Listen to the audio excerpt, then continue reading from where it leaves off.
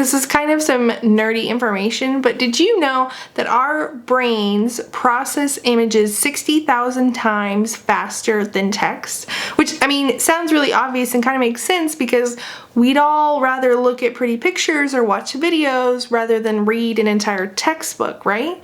And that is why more and more people are sharing infographics in their blogs and on social media. So today I wanted to give you a few tips on how to make your infographics even better.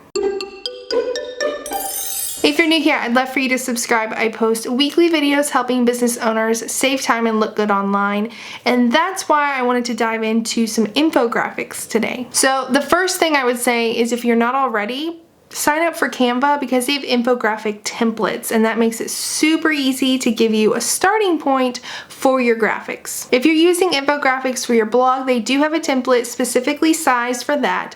Or if you're just using infographics on social media, they do have social media templates as well. Now, just a few seconds ago, I said these templates give you a good starting point.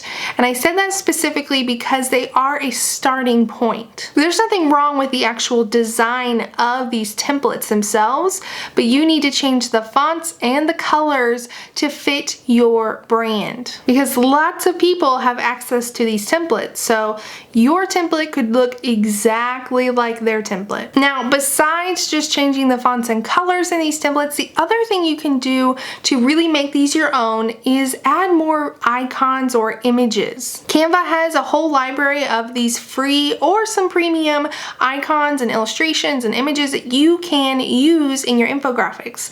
So that will give it a little more polished look. It'll make it more visually interesting, and it will help customize it so people know it's your infographic. Now, when it comes to any infographic, you want to remember to have a strong, clear headline at the top. Make sure there's an even balance between graphics and text because it is an infographic. And don't try to fit too much text or anything. Don't try to fit too much of anything into one graphic. One other thing I want to point out, if you are a Canva for Work user, you do have access to the Resize tool, which makes it easy for you to take all of that data and resize it to fit another template. Now, to be clear, it doesn't actually redesign it for you. It's still the same layout. So you do have to reconfigure, redesign it, but all these same icons, text, fonts, that all stays in place, so you don't have to start completely over. I hope you found this video helpful. If you are using those infographics on your blog, be sure and check out my Pinterest videos